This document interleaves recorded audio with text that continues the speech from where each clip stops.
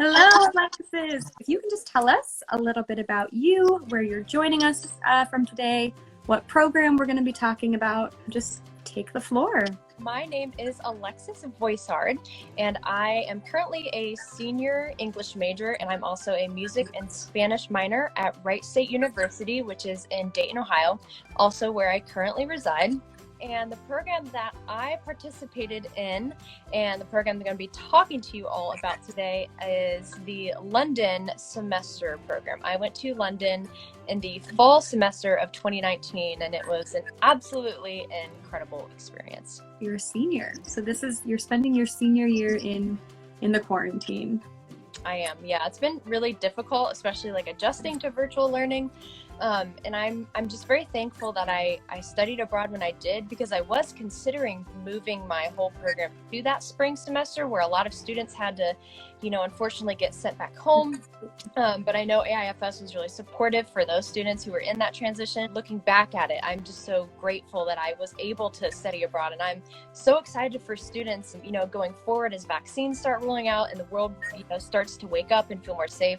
Other students can have the same experiences as me. So study abroad is gonna have a comeback at some point, as soon as this summer, which is really, really exciting. And you're an English literature? I am like a dual major kind of. Mm-hmm. I study both professional writing and creative writing. Some of the classes that I took in London that I can talk about later definitely helped me like hone into what kind of, a career that I want to enter, and really helped me understand like what is the true power of being a liberal arts major and how I can use my classes and like how they can help me become a more like globalized and diverse citizen, like not only of the United States, but also of the entire world too. Did you just know like London all the way? That was the program of choice? Did you kind of mull over other options? What was the draw to London? Especially since I am a Spanish minor, obviously, Spanish speaking locations were on my list. And actually this past summer in the 2020, I was supposed to go to Costa Rica.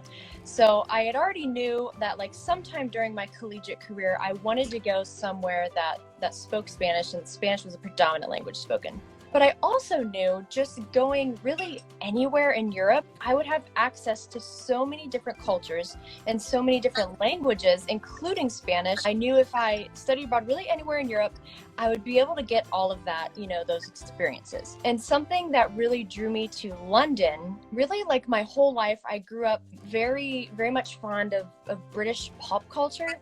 I am a giant Harry Potter fan. I love Lord of the Rings. Like there's so many like different British actors, and especially being an English major, I've studied and spent a lot of time studying British authors and how they're so influential in the literary world, and kind of understanding like the historical context of their empire grew and how it kind of, disintegrated, and how London and the United Kingdom as a whole still fits in on a global stage, I guess. All of my life I've been hearing and like reading about all of these things that are, centered in London and also just the UK as a whole. And so I always knew like I want to go there and be able to see everything London and everything British. So that is predominantly like from an academic standpoint, that's especially why I wanted to study abroad in London. And I also knew I wanted to study abroad in a city, especially since like the predominant language is English. That comforted me more. And even though like I am a Spanish minor, I would say my speaking skills I have less confidence with. So I knew like initially that going somewhere that English is the predominant language spoken, I would feel more comfortable and I would have more room to kind of grow in the areas that I wanted to, especially like in terms of academics and finding those classes that would fit in with my major. Excellent. This is an interesting dynamic, because you're a Spanish minor, you want to improve those Spanish skills. Were you able to find any Spanish speakers to kind of bounce off of? Being so close to Spain, I did get to spend some time in Spain with some of my friends. I was the only one who was able to speak Spanish, at least on a level where I could communicate basic information just to get by. And I remember going to a cafe one morning just before we went to go see Park Güell in Barcelona. And we were in this cafe and I went up to, you know, the counter because like everyone was like telling me what they wanted. So then I kind of had to like translate in my head and tell, you know, the cafe employee like what they all wanted. So, you know, I used the phrases, I said all the right things, and she was very happy and very, like, I could see the smile on her face was very genuine when I was able to speak, you know, in her language and be able to make that connection. Then, you know, she makes all the drinks, I bring them back to the table, and all my friends are looking at me, they're like, their jaws are dropped. I'm like, what? Like, why are you looking at me like that? They're like, Alexis, you never told us you were so fluent in Spanish. And I was like thinking in the back of my head, like, I don't consider myself to be fluent, but to their ears, they thought I was really, you know, I held myself in a very confident way, and I was able to just navigate that, you know, situation, which could have been like, I wasn't nervous or anything. It was just, you know, relying on the knowledge that I knew I had spent so many years, like in high school and also in college, building to set me up for success in that situation. And, you know, going forward for the rest of my life, I feel so much more confident being able to really navigate any culture, whether Spanish is the predominant language spoken or isn't. Being able to use, you know, cultural awareness and being able to communicate effectively is one of my main goals, like no matter where I go. And being able to recognize that, I think, is so important, and being able to establish respect and have, you know, a good quality time no matter where you travel. Well said. I always tell students, and this is not, I want students to learn the language, I want them to try, but it's kind of that practice of like, fake it till you make it, right? Like, go in being confident, knowing what you're going to say in another language, and if you really fumble, it's usually well received because people understand that you're making the effort, and usually they'll correct you so that you can kind of build off of that, which is really great too. Flying back to the UK, so tell me a little bit about your academics. You said a lot of them were kind of in that bubble of like the English Lit. That was one of the draws for you for the particular program that you participated in England. So tell me a little bit about your courses. One of the coolest classes I took abroad that fit really well within my major was called British Fantasy Writing. And looking at the syllabi for all of these classes, one of my most important things, like going into a study abroad experience, was making sure that all of my coursework would already kind of fit really well with where I was on track in order to stay on track to graduate. So British Fantasy Writing was one of those classes that I needed to take, and it was offered during the time that I was going abroad, and I was like, great, sign me up. And then I was looking at the syllabus, and there were so many like ancient texts that we were going to be studying, like King Arthur, and then transitioning into more like modern texts like Lord of the Rings. And then I saw at the very like last week of the class we were going to be studying Harry Potter, which I thought was beyond cool, because I don't think any class in my home university would ever spend any time studying Harry Potter, because I think in terms of like academia, like pop culture is most of the time like separated for any reason. But I think it was a very like interesting, you know, discussion that we had about it, especially in terms of like how it has influenced, you know, youth and J.K. Rowling and her influence in the fantasy world, and how it kind of helped introduce young children to the fantasy genre and open those doors to other authors who are, you know, not as well represented. So just taking that class alone was really awesome. And that class in particular gave me, I think, my most like coolest professional, like academic learning experience. So the way most of my classes were set up in London, all I really had was like a midterm and a final, and that was it. And it was very different to get used to that, especially like with classes at my home university. Like we would usually have like reading quizzes every week to prove that we read the material, or you have like several exams throughout the semester, or you have, you know, your attendance will be accounted towards your grade. In London, it was just midterm and a final, and that was literally all your grade, you know, really counted for.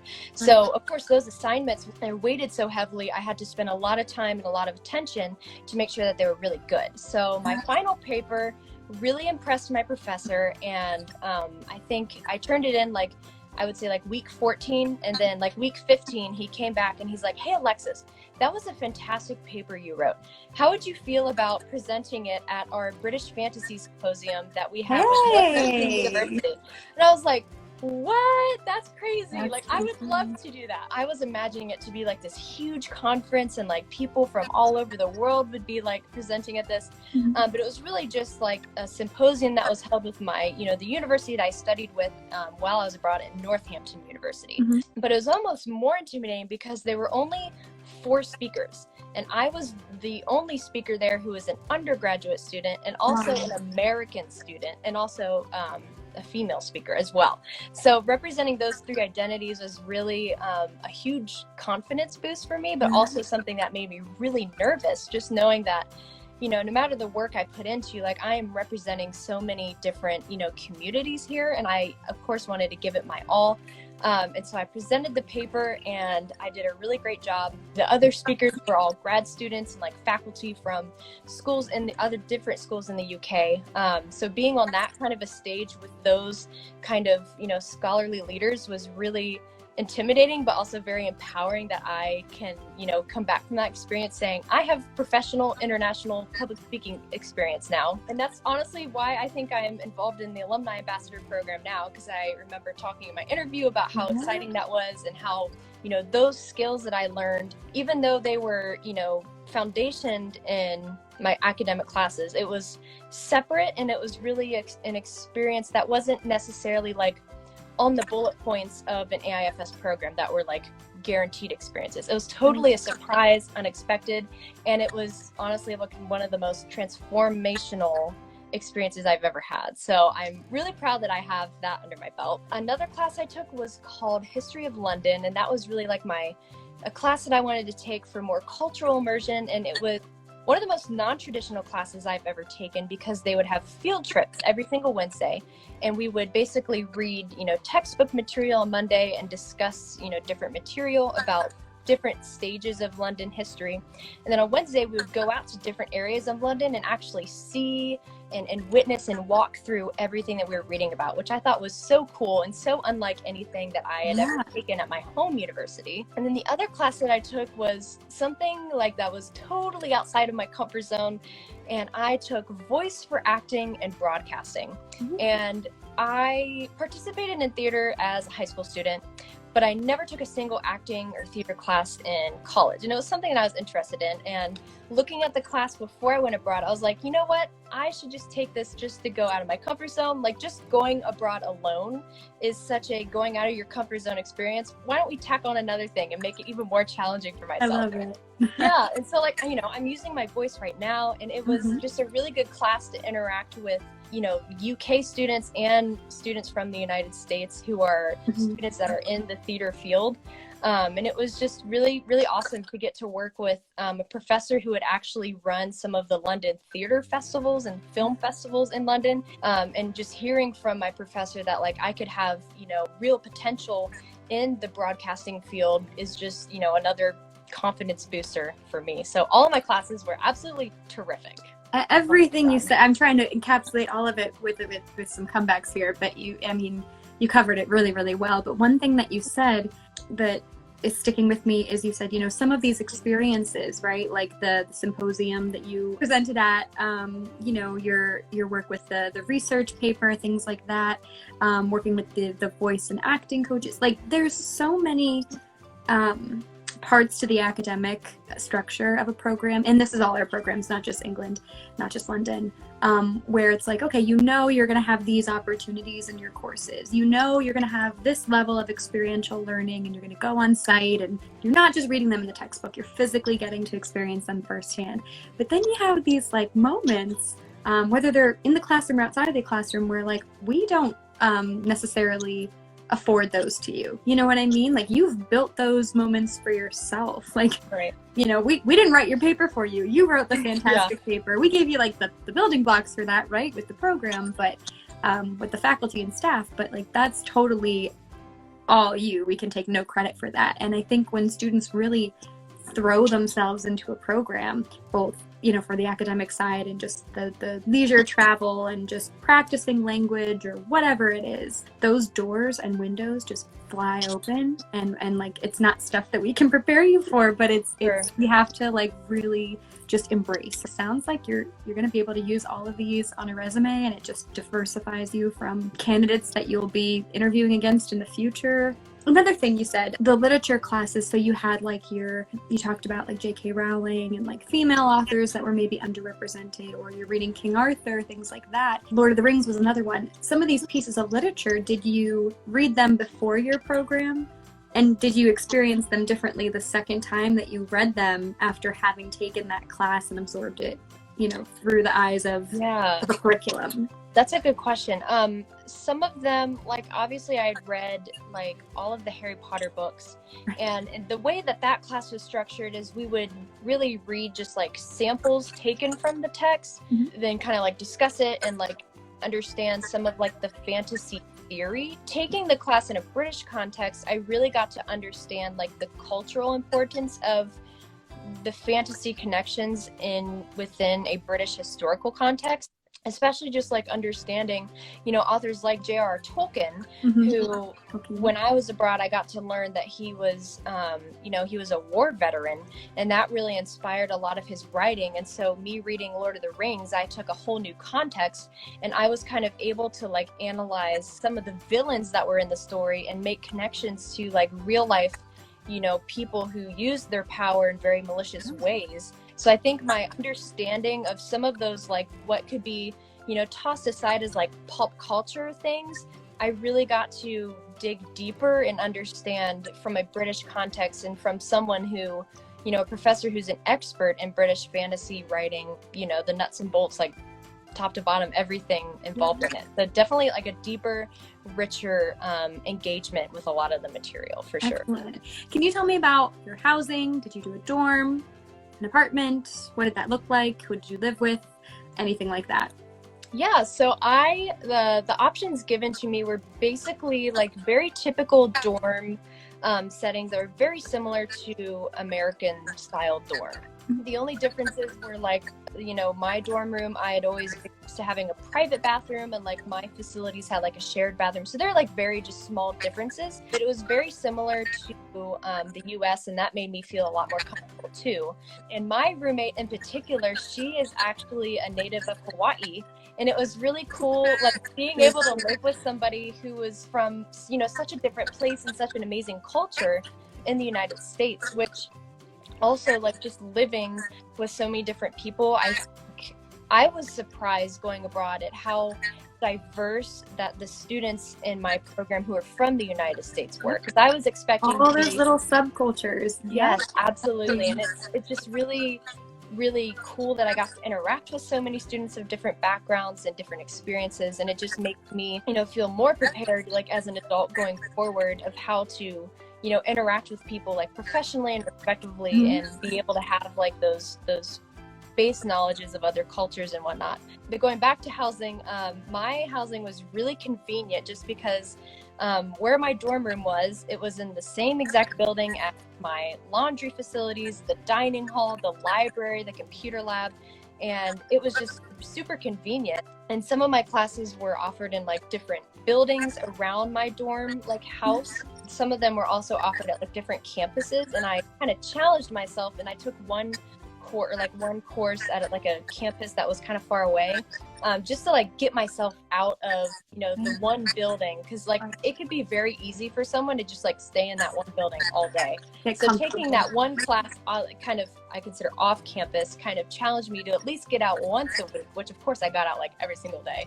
But it forced me to like really get used to the transportation system, which is known as the Tube. For one example, it's like the underground, you know, subways that run through London, which is a terrific system. So the housing was really comfortable. I had no problems at all. It was really also nice having AIFS staff there. They had offices at like the bottom of our building, and we could go in to talk to them about anything that was going on, you know, like if we were having problems in a class, or if we were just like trying to navigate an uncomfortable conversation with a student perhaps.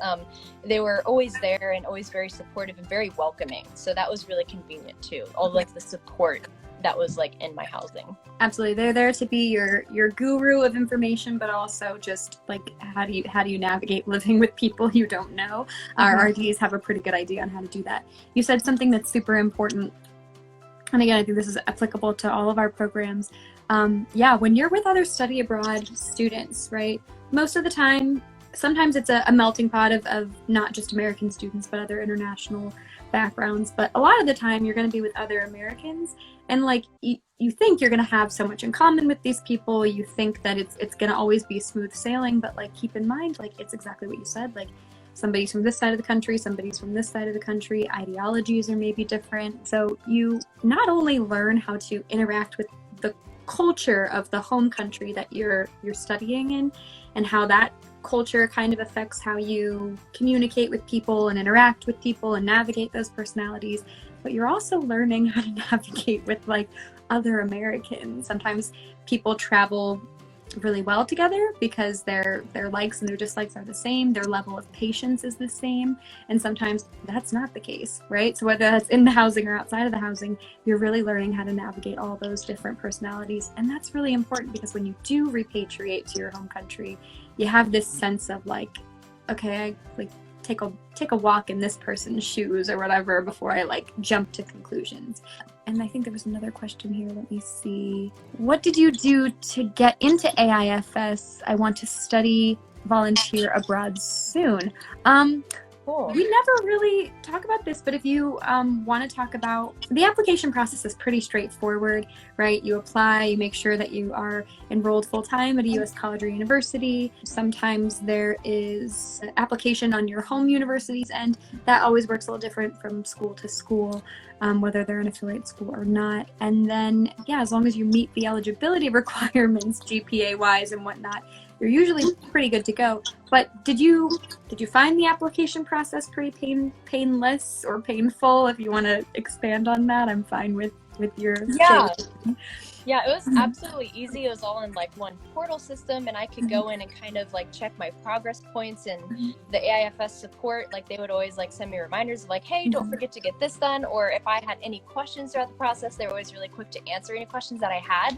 I guess the only like thing that took a lot of time to get done was really getting access to syllabi so that my home university could approve credit for all of the courses that I was, taking, which I think is the most important step. I think that students where AIFS can really work really well with home universities and getting that information, connected to make sure that you are on the right steps to like get that stuff done. Usually we have all of them. Sometimes we do have to reach out to the university partners to get the most updated version of one. But if a student has a request to see a syllabi, whether that's for just their interest or they need course approval from their home university to make sure that the credits will transfer back, we can definitely get that to them. Tell us a little bit about a day in the life in England. Yeah, for sure. So since, a lot of my classes were in the same building, it was really nice just being able to wake up and walk all the way downstairs because I lived on the top floor, and unfortunately there was no elevators, so my legs were looking really nice at the end of that semester with how much fitness I had to do. So I would walk all the way downstairs to the dining hall, and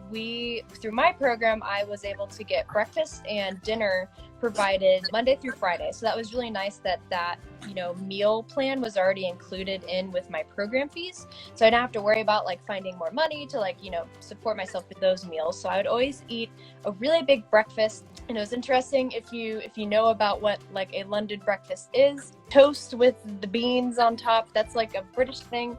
I tried it. I wasn't a fan, but okay. I'm just glad that I tried it because I think that's like the most important thing, going abroad, like have an open mind. It was okay that I didn't like beans on toast, and a lot of my other friends didn't really like it either, but it was nice that it was always provided at least. And so I'd eat a really big breakfast, and then I'd go back upstairs to my dorm room and I would get ready for the day. And then most of my classes were either like in late morning or like just afternoon. So I would go to my class, go downstairs again, and then come back upstairs. And I would say like for like a Wednesday, every single Wednesday I had my field trip class. So I would quickly grab lunch and then look at my syllabi to see like where I had to go. And I would usually just go with my roommate because she and I were in the same class together, which made it really convenient to like travel to a lot of these destinations together. So on Wednesdays we would, figure out where we need to go, and then we'd ride on the tube or take a bus ride to our destination. And then we'd walk around with our class and hear from the professor, or if she had like a special guest, sometimes a special guest would like lecture, basically like the group tour guide, I guess, or being, serving as a tour guide. And then after that, sometimes like my roommate and my friends, we would kind of stay in the area after class was over, just to explore a little bit more or like grab a coffee somewhere. So we'd get a little bit more like social interaction together.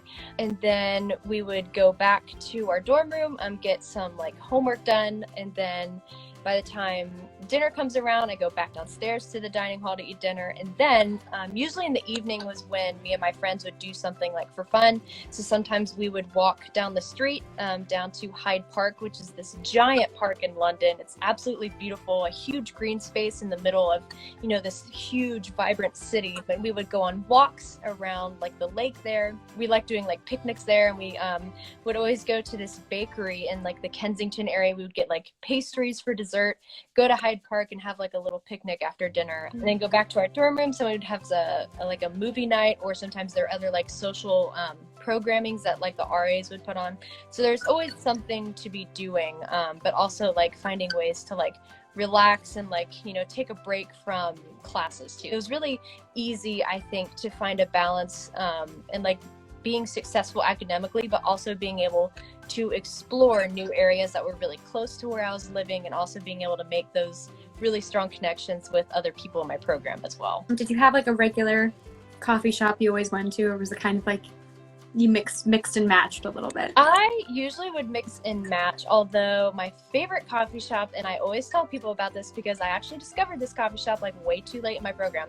My favorite coffee shop over there is 𝗟𝗘𝗧'𝗦. So I would always go there like before my literature classes on Tuesdays. That was one of my like rituals I started for myself, because I think the way like my brain works, I like to create routines for myself, and that's kind of how I found a way to kind of thrive in a new city and just like a new environment. Going to that one coffee shop every Tuesday was kind of part of my like Tuesday ritual, and I really looked forward to it every single Tuesday. Speaking of ritual, how long did it take for you to feel like, okay, this is my home now? I would say in terms of like feeling comfortable, I was very surprised. Basically, after I got out of the airport at Heathrow, I was like waiting for an Airbnb to come, you know, take me to my dorm room. And I called my mom and I was like, I'm surprised at how comfortable I feel. Like, I thought I would be like terrified, like crying my eyes out, like, oh no, I'm in a new city. And of course I was, you know, in a semester long program. I would say by week 3, I had a really good sense of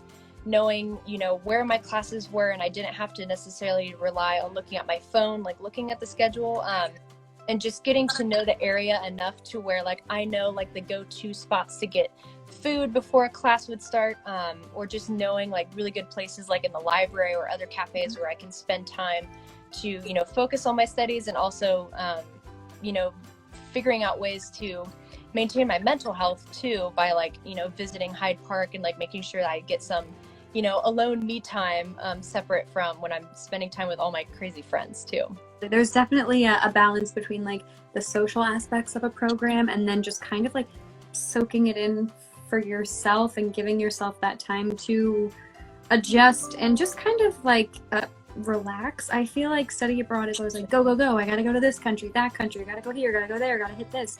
And it's kind of like, take a breath too. You know what I mean? Yeah. Because it's kind of nice to just stop and smell the flowers too, not Absolutely. Just run through the field.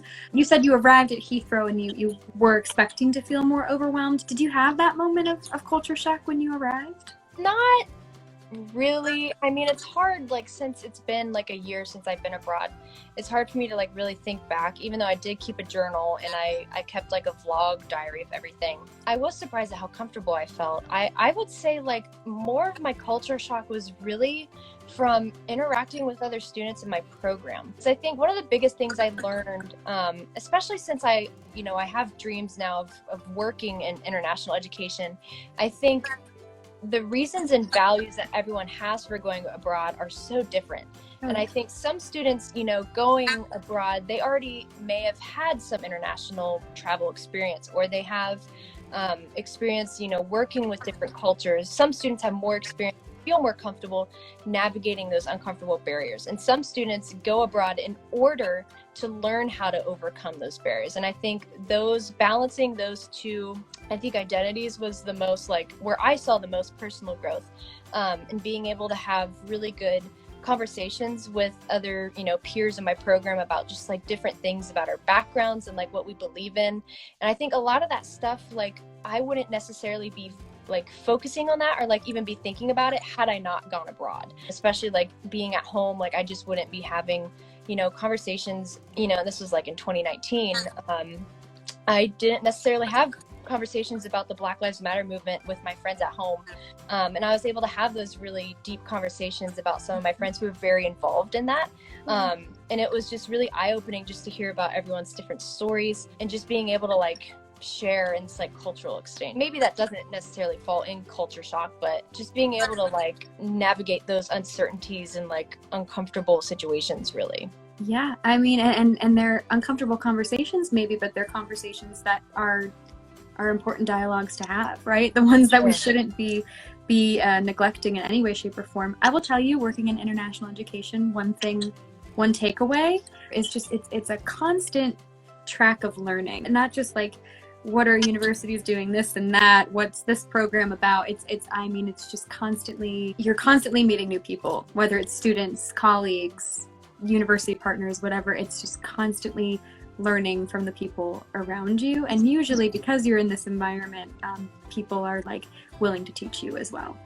Tell me about like some AIFS excursions or weekend trips that you went on or participated in. It was travel with something us. Great about AIFS is that some of those like cultural immersion activities were like already included with my program fee, which was really appealing to me, just like looking at different study abroad opportunities, especially like in the first week. AIFS did a terrific job of like really cramming a ton of fun and a ton of like important educational material during the orientation week.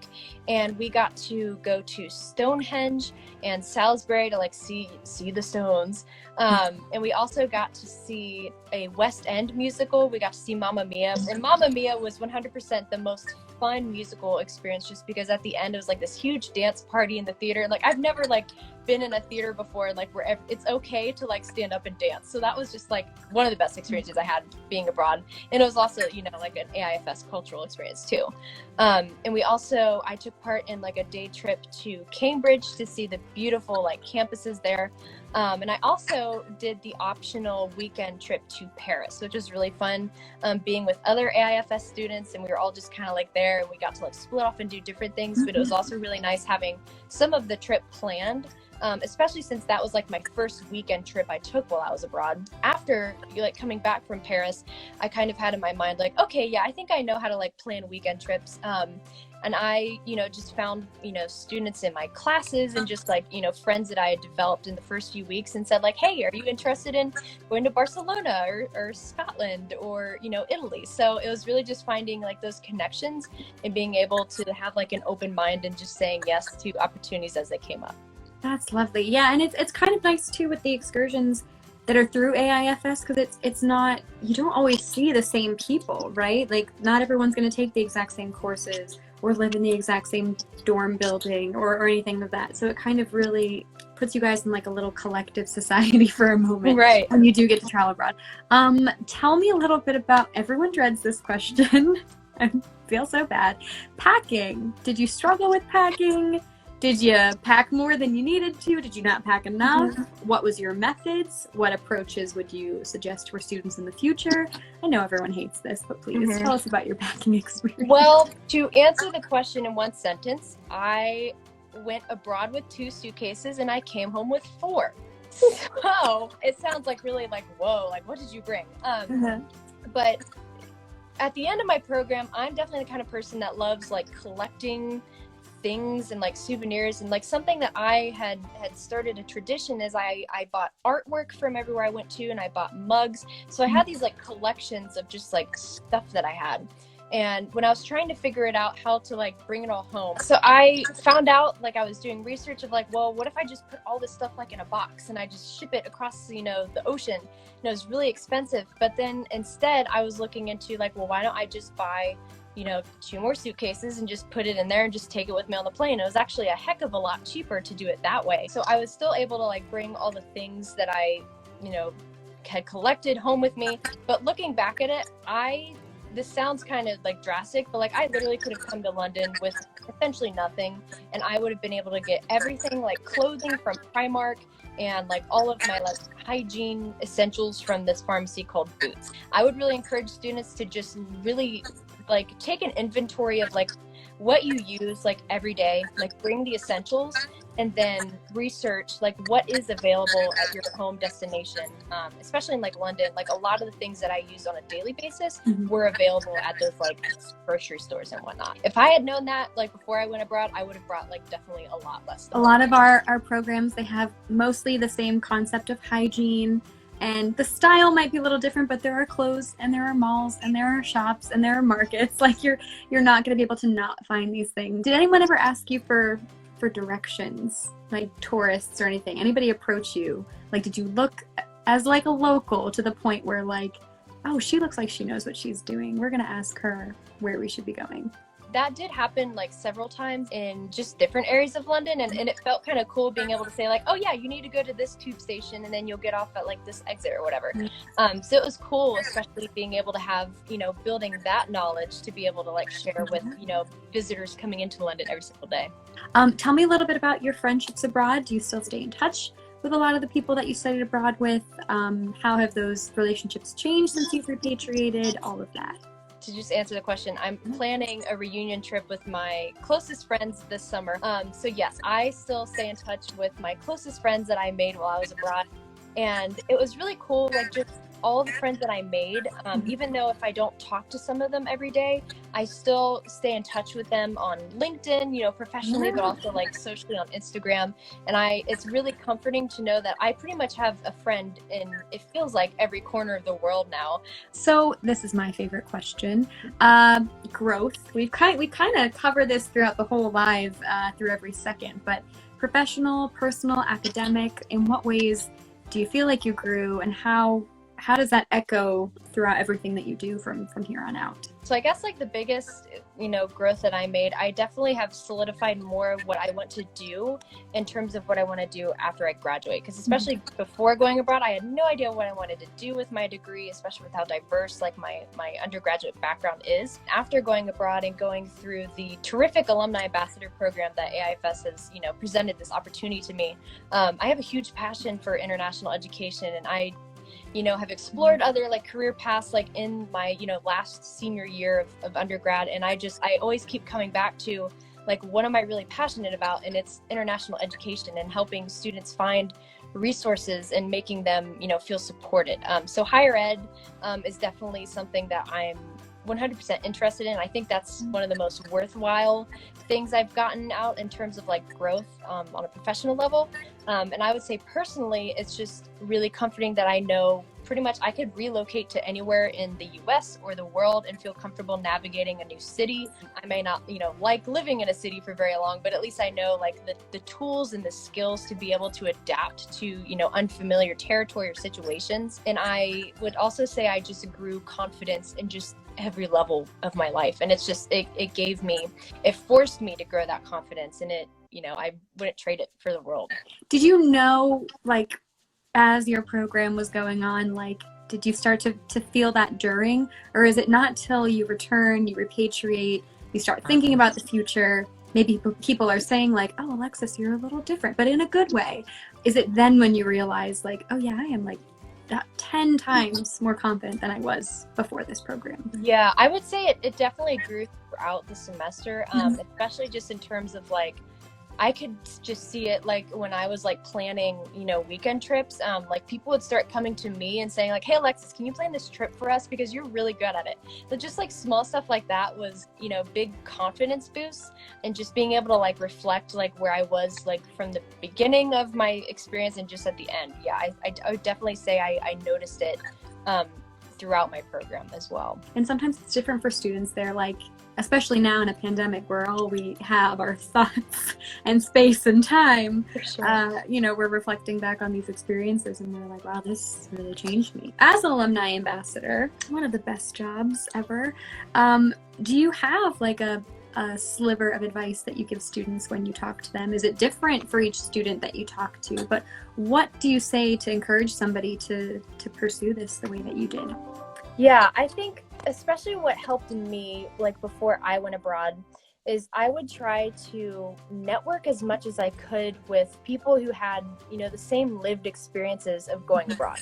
So even if it was somebody who studied abroad in Costa Rica or studied abroad in Spain, I think there are definitely universal, maybe not universal experiences, but there are definitely skills that anyone who has ever studied abroad can give to you, no matter what their destination was. Mhm. And I think, reading, the blogs and the vlogs I did envelop myself in before I went abroad, that were on YouTube, that were anywhere on the internet, and even like the ones that AIFS, students had written before. I was super like gung-ho about reading all of that stuff and educating, like just filling my head with as much stuff as I could. Yeah. I really encourage students to read those lived experiences, because I think they can speak the best to, how to navigate those situations and new territories. Don't build the expectation too much for your experience to be mirrored to somebody else's, because everybody is going to receive it differently and whatnot, but it definitely helps prepare to, know some of the things that you will encounter. We'll prepare you, our staff, as best as we possibly can for all of the things that you need to do or consider before you leave for a program. But as a student, put yourself in some of those shoes and see if it is something that's going to be worthwhile for you, for sure. Okay. Speed round. So I'm sure you know how this works, but just a little overview. I'm going to give you a word.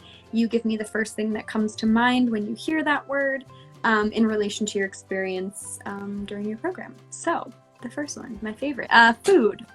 What comes to mind with food? Diverse. Excellent. Okay. Yeah. Did you have a favorite dish? I loved a classic plate of fish and chips. That was definitely like my go-to. Like if I wanted a British meal, like that was that. And also shepherd's pie. Shepherd's pies are really good too.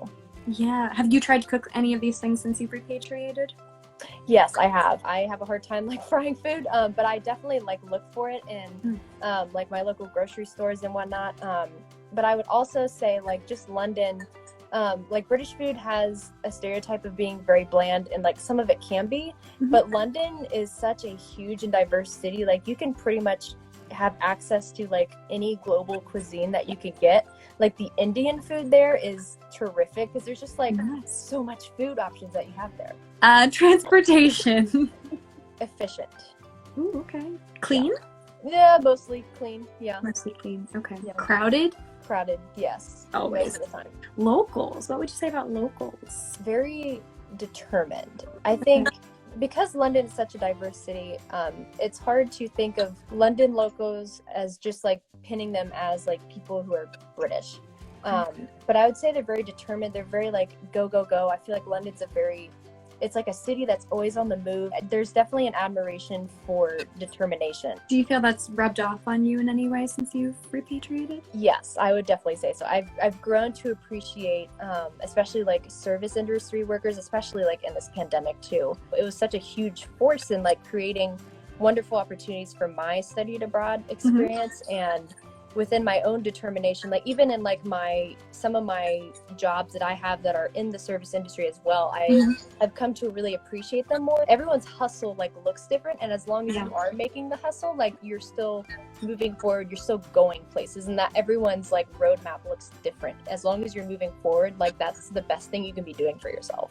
The next one is language. This could be an interesting answer because we speak English in England, so I would say that it is complex, because I will tell you there are very many dialects and different accents of what English is and what it sounds like in England. Like honestly, like with London being so diverse, I could walk down the street and hear 5 different languages being spoken, some of them not even English. But also like just hearing different accents and dialects of English.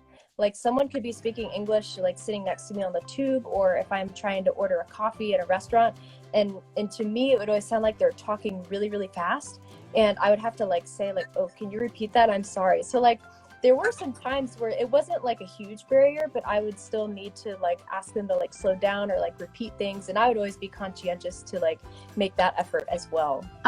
Favorite city? Is it London? Is it a different city? What one is your favorite? I do love London. London has a special place in my heart, but I think my favorite city that I went to while I was abroad was actually Edinburgh. in Scotland. I really liked how small it was and how I was able, like, just to spend 2 days there. I felt like I really got to see everything, whereas like London, like, it doesn't matter how many times if I go back there, if I live there, I feel like I'm never going to be able to experience everything that London has to offer. So but bad. Edinburgh was kind of like a mini London with like all the architecture, like beautiful architecture and like history. I feel like it was like a mini London that I got to experience like all of. Landmarks. I really liked all of like the churches that were in London. I was amazed, and even like throughout Europe. These pieces of architecture are just, they're immaculate. Which leads me to my next, architecture. Yeah, definitely the cathedral architecture was magnificent. I really liked the architecture that was anything designed by Antoni Gaudí, but he was like a terrific artist, and the entire like Park Güell that he designed is absolutely beautiful with all the like different I think is like pieces of glass. There's like colorful glass like everywhere embedded in like this bench, and there's this like overlook that you could see the entire like city of Barcelona. That was definitely like my favorite architecture that I saw. Excellent. I have a comment. I think the thing that really resonated with me in London were all of the scars from the Blitzkrieg. As an American, the World War era can seem like a story more than a real event sometimes. So seeing shrapnel damage in some of the architecture really hit home for me. Do you want to expand on that at all? Yeah, so I remember our first week of like that History of London class. The first field trip we went to was the Victoria and Albert Museum, which also, speaking of landmarks and architecture, is a beautiful space. One of the most beautiful museums. I think my favorite museum in the world now that I've visited. London was just, some of it was just completely decimated, and the fact that some of the buildings like St. Paul's Cathedral was able to stand, like I know there's this infamous picture of all of the smoke surrounding the city, but the dome of the St. Paul's Cathedral is just like standing there. It's just like, ominous. But I remember the Victoria Albert Museum, you can see along the wall, there are like still indentations from when the bombings were happened.